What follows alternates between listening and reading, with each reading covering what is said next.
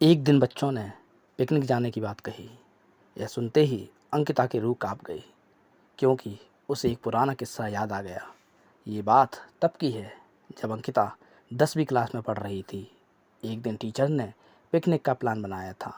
अपने सभी दोस्तों के साथ अंकिता ने भी जाने के लिए हाँ कर दी।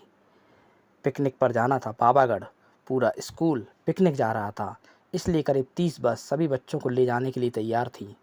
अंकिता अपने दोस्तों के साथ सबसे पीछे वाली बस में बैठ गई। सभी हंसते मस्ती करते हुए बस से जा रहे थे। तभी कुछ दूर जंगल के पास पहुंचकर उसी बस से तेज आवाज़ आई। ये वक्त रात के करीब 1:30 बजे का था। ड्राइवर गाड़ी से बाहर निकला तो उसे पता चला कि टायर फट गया है।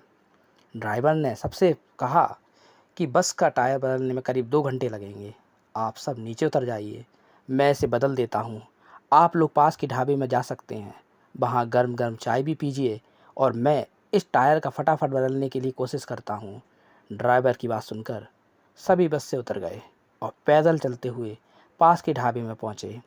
वहाँ एक बूढ़ा व्यक्ति चाय बना रहा था। इतनी रात को ढाबा खुला हुआ और किसी इंसान को चाय बनाते हुए देखकर सबको बहुत हैरानी हुई। उस बूढ़े इंसान ने कहा, आप सब चाय पी लीजिए, यहाँ अक्सर लोगों की गाड़ी खराब हो जाती है, इसलिए मैं भी अपना ढाबा हरदम खुला रखता हूँ। आप जैसे राहगीरों को कुछ मदद हो जाती है। उनकी बात सुनकर सब ने और चाय का ऑर्डर दे दिया। उन्होंने कुछ ही देर में सबके लिए चाय बनाकर मेज पर रख दी। चाय पीते हुए अंकिता की आंखें एकदम ढाबे की छत की तरफ गई। वहाँ अंकिता ने एक औरत को सफ़ेद रंग की साड़ी में खुले बाल लहराते हुए देखा। कुछ देर बाद वो ज़ोर ज़ोर से हंसने लगी। भले ही हंसने की आवाज़ किसी को सुनाई ना दे रही हो, लेकिन अंकिता ने उसे मुंह खोलकर हंसते हुए देखा था।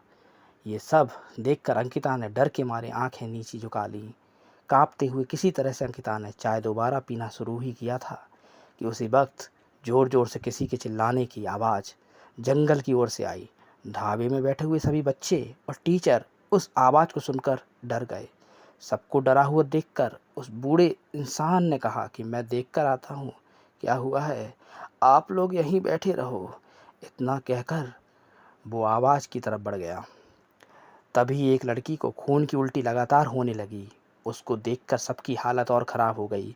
उसी समय एक टीचर ने कहा कि तुम सब आग जलाओ और उसके बगल में बैठ जाओ। सब ने मिलकर आग जलाई और गोल घेरा करके बैठ गए।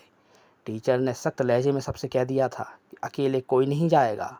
वैसे भी सब इतना डरे हुए थे कि अकेले कहीं जाने की हिम्मत किसको थी। आग के पास बैठे बैठे 3 बज गए। तब कहीं जाकर वो बूढ़ा इंसान जंगल से लौट कर आया। उसने सबकी तरफ देखा और कहा कि उस चीख को सब भूल जाना, नहीं तो जीना मुश्किल हो जाएगा। इतना कहकर वो ढाबे के अंदर चला गया। तभी ड्राइवर भी टायर बदलकर बस लेकर ढाबे के पास पहुंच गया। सभी लोग भगवान का नाम लेते हुए उस बस में बैठ गए। टीचर ने बस में बैठते ही सबको कहा कि कोई एक दूसरे से बात नहीं करेगा, सीधे सब सो जाओ। टीचर की बात मानकर सब चुपचाप बस में ही सो गए। उसके बाद पिकनिक स्पॉट पर पहुंचे और करीब 1 हफ्ते बाद घूमकर वापस भी आ गए। पिकनिक में किसी ने दूसरे बस के बच्चों से उस रात के बारे में कुछ नहीं कहा, क्योंकि टीचर ने मना किया। लेकिन पिकनिक से लौटते ही सबने अपने दोस्तों और दूसरी क्लास वालों को इस भूतिया घटना के बारे में बताया। आज पिकनिक का नाम सुनते ही यही भूतिया ढाबे की कहानी अंकिता के मन में आ गई और बच्चों को पिकनिक भेजने से उसे डर लगने लगा।